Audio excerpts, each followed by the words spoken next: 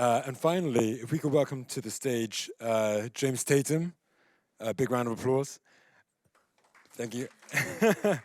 Senior Vice President, Chief Operating Officer, Content and Studios, Paramount UK, responsible for ensuring the business's content investments across its networks and streaming services achieve their strategic, commercial, pro-social, and industry objectives.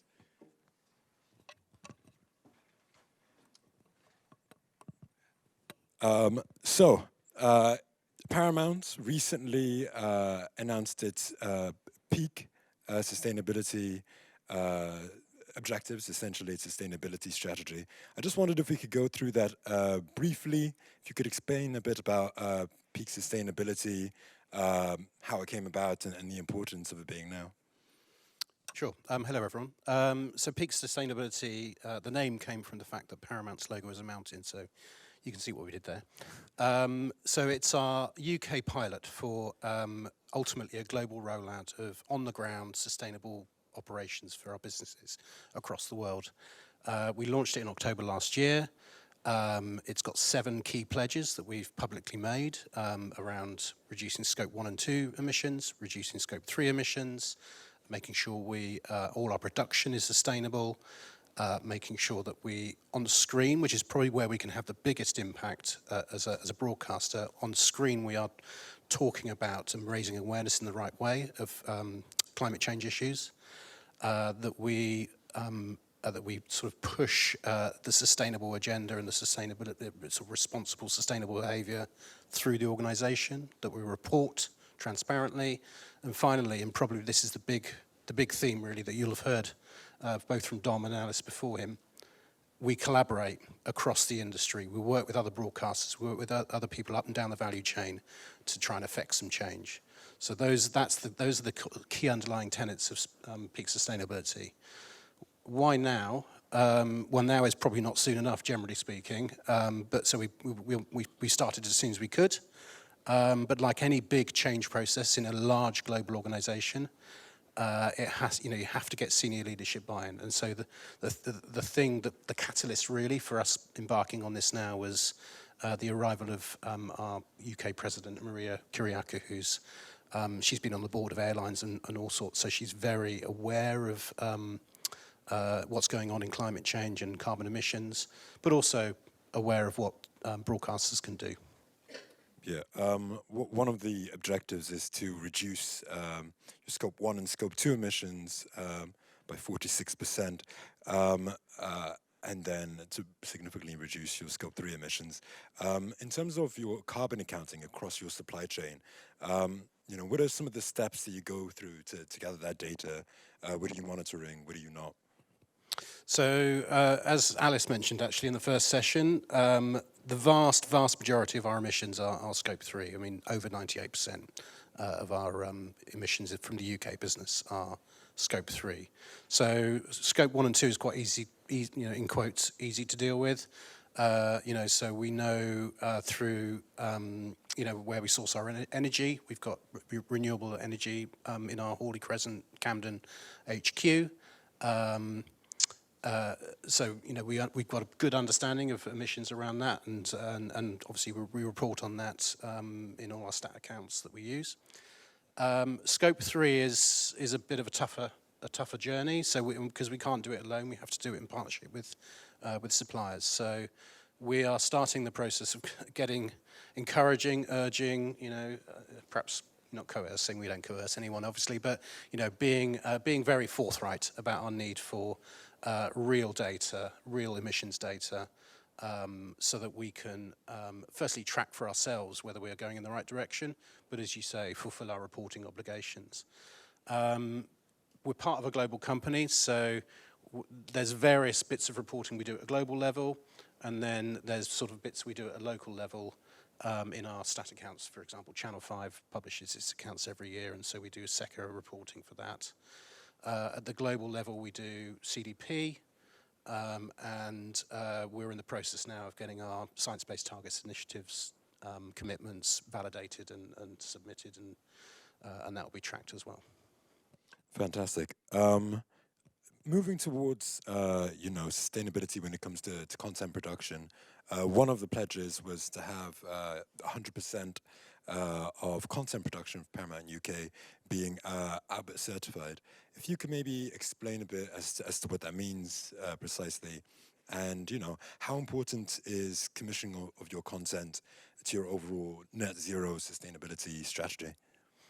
So, on a carbon emissions basis, we estimate at the moment with the, rather imperfect data that we have, we estimate that our production activity in the UK is about 20% of our carbon emissions. So it's effectively 20% of those Scope 3 emissions because we outsource production almost exclusively.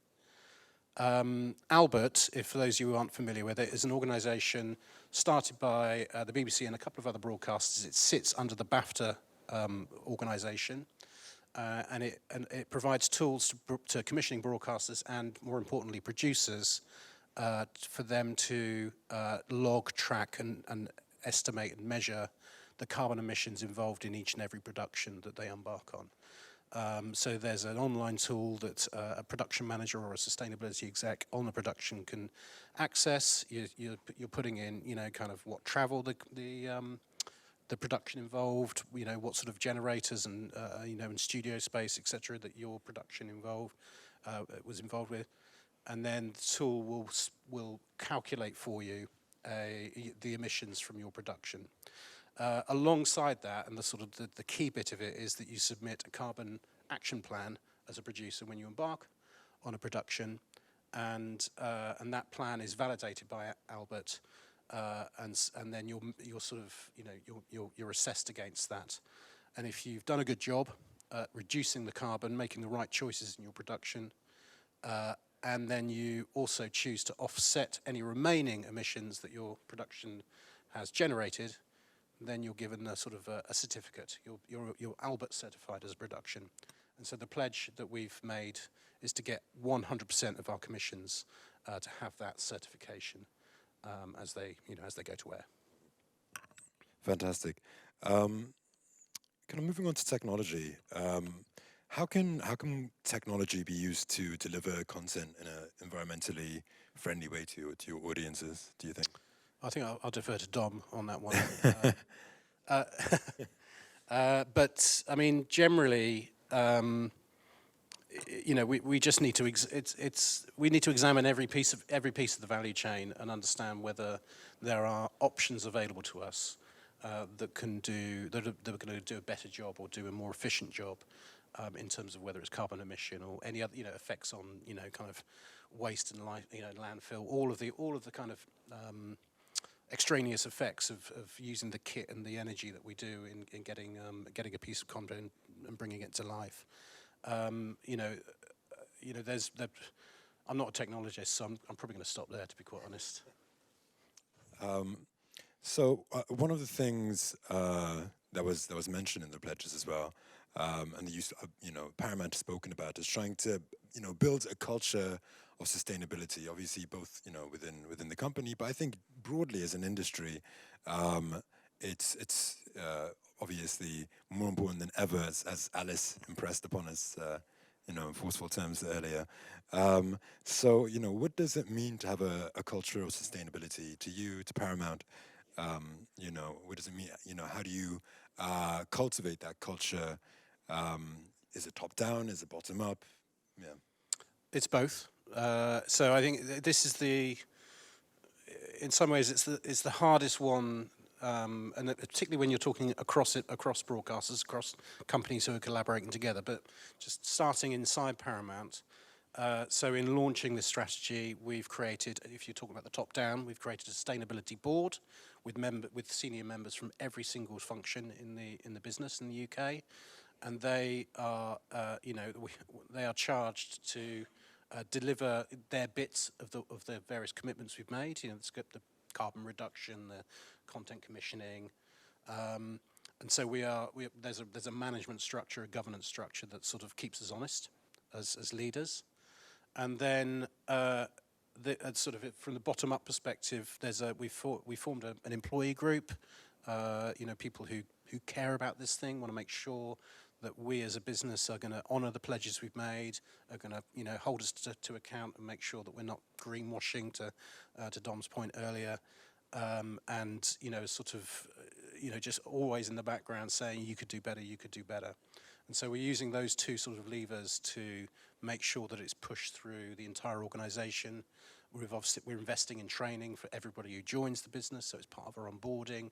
The aim is to make sure that ultimately, at any level in the organisation, when somebody has a decision to make about what to do, it is a factor. It's there in their heads about, well, what's the best decision I can make for sustainability purposes.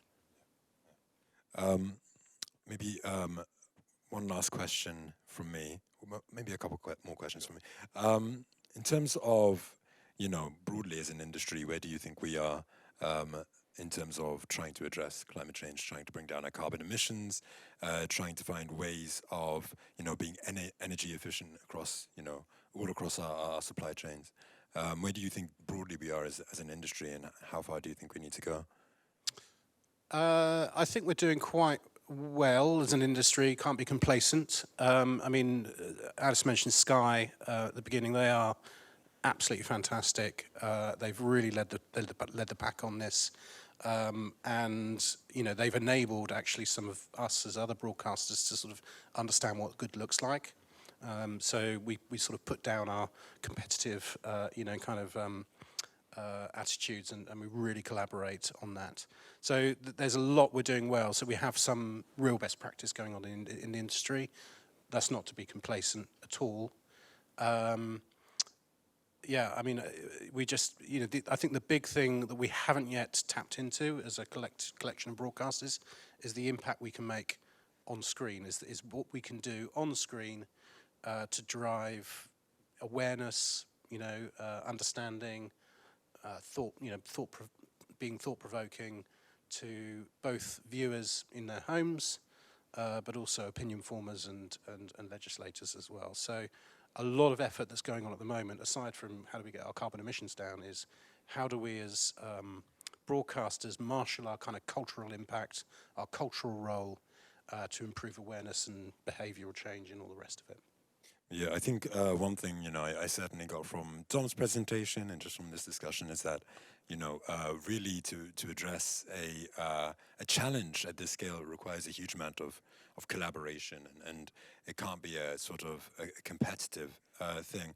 I think one of Paramount UK's pledges was to collaborate with UK broadcasters on research to understand the impact and inspire change. So I do think that's incredibly important.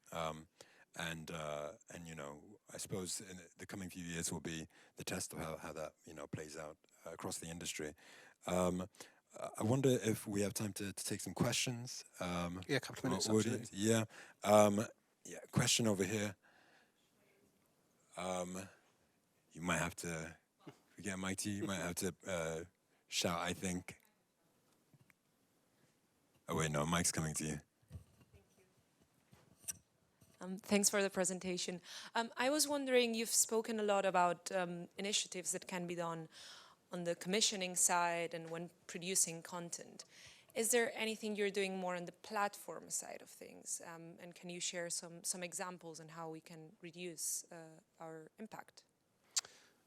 So I think all the platform stuff we do, well, as well as the production and commissioning stuff, all the platform we do is it's Scope 3 territory.